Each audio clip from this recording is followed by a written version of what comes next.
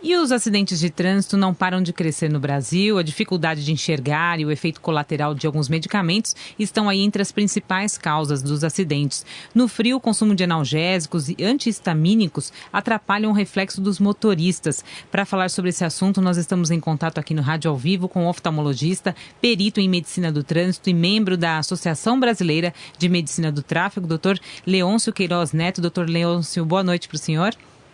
Boa noite.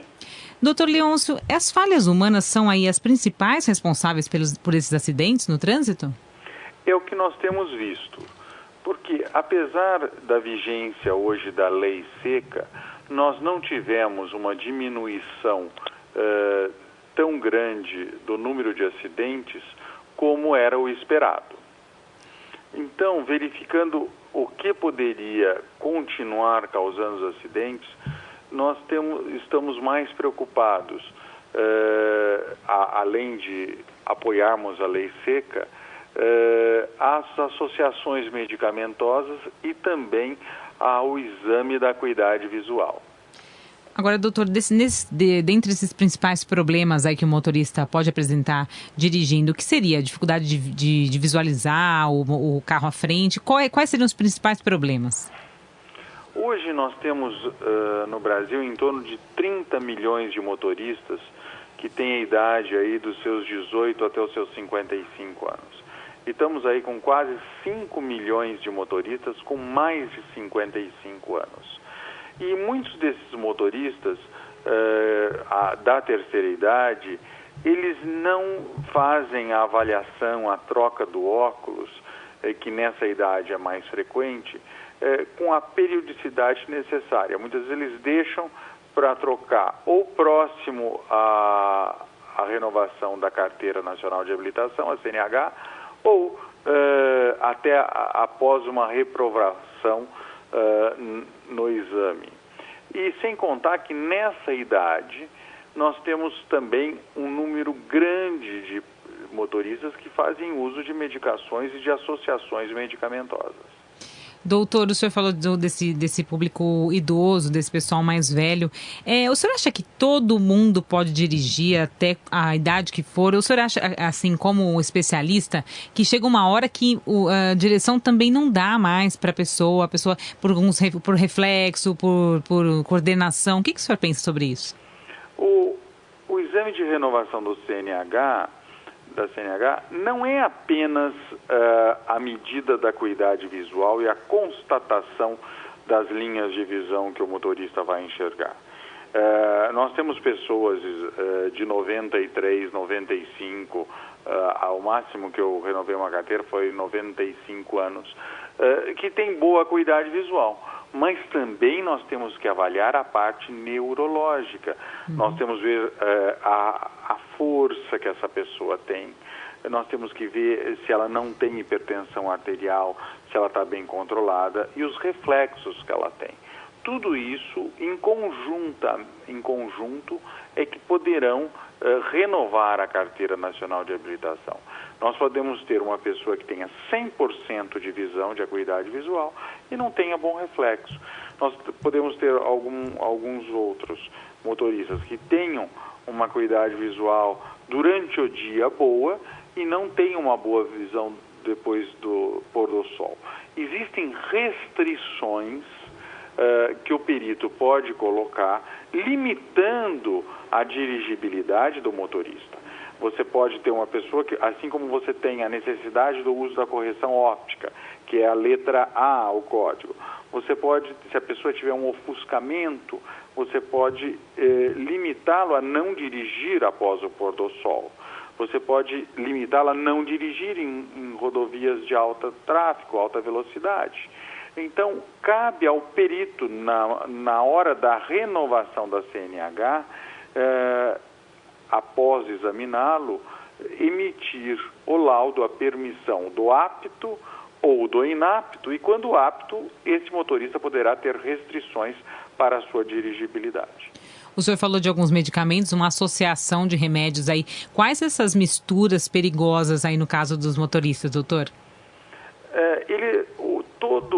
Toda pessoa, ao renovar a CNH, ou mesmo ir ao seu clínico geral ou a outros médicos, deve referir quais são os medicamentos que está em uso.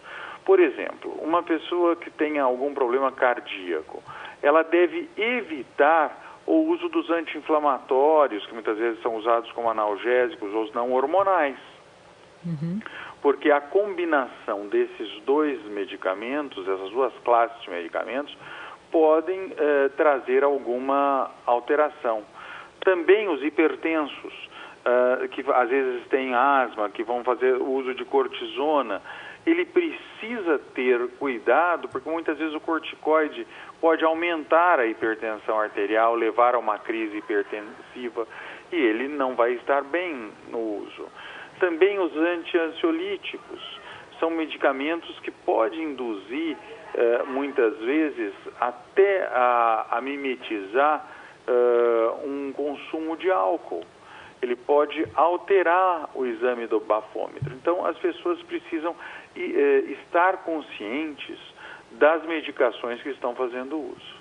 Agora, pelo que o senhor está falando, os remédios podem ser tão perigosos aí quanto a ingestão do álcool quando a pessoa vai dirigir. Agora, a fiscalização não consegue ser feita, né, doutor? Não tem como, porque a lei seca, ela até está tendo um bom resultado, porque isso daí eles têm como medir, né, a quantidade de álcool que a pessoa ingeriu, mas medicação não, né, doutor?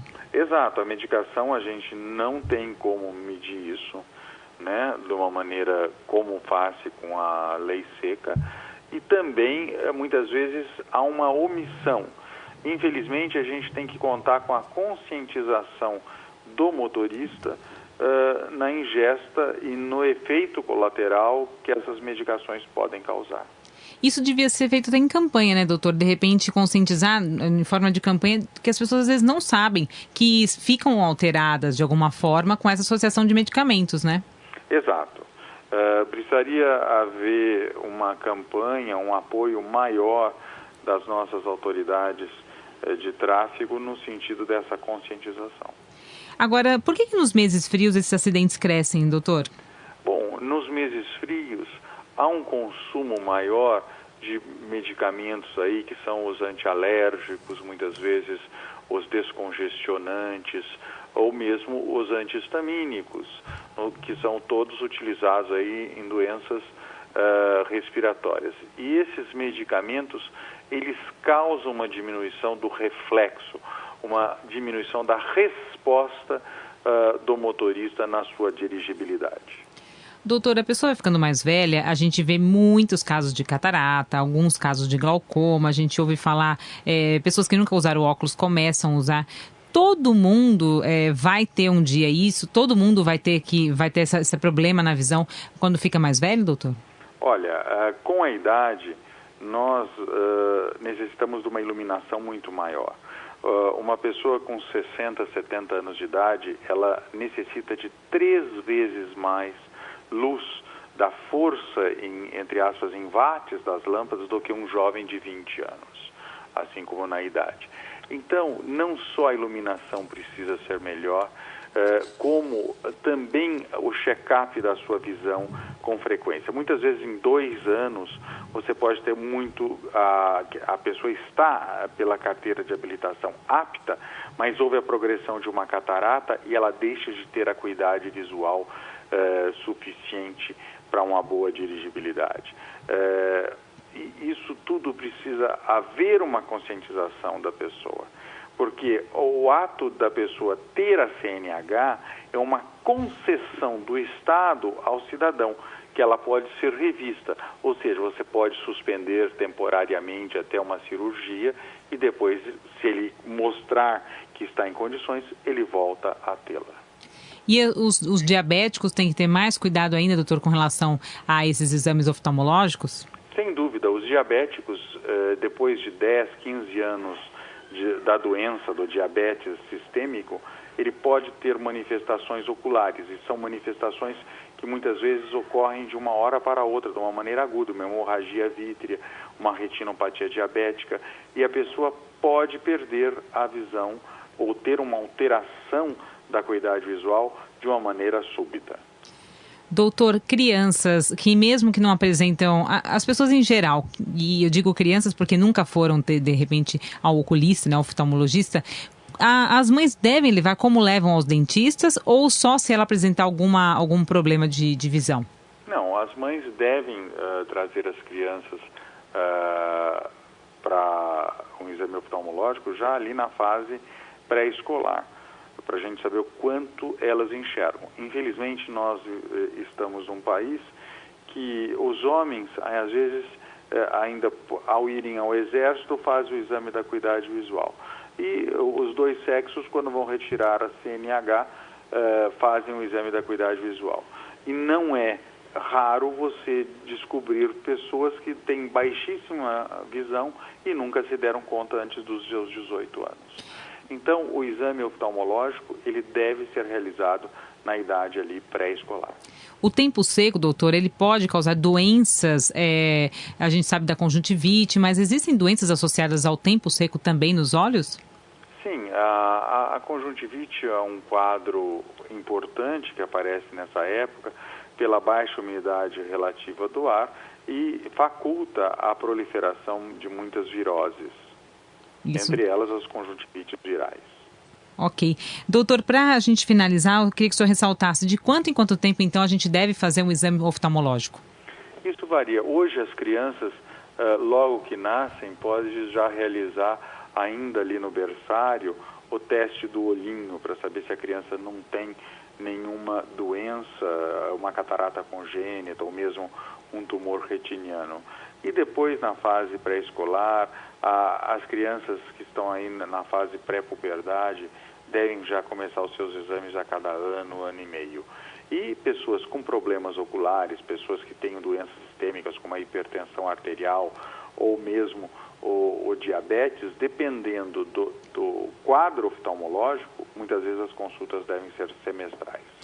Ok, nós conversamos com o oftalmologista, perito em medicina do trânsito e membro da Associação Brasileira de Medicina do Tráfego, Dr. Leôncio Queiroz Neto. Dr. Leôncio, muito obrigada pela sua entrevista aqui na Jovem Pan e uma boa noite para o senhor. Uma boa noite a vocês.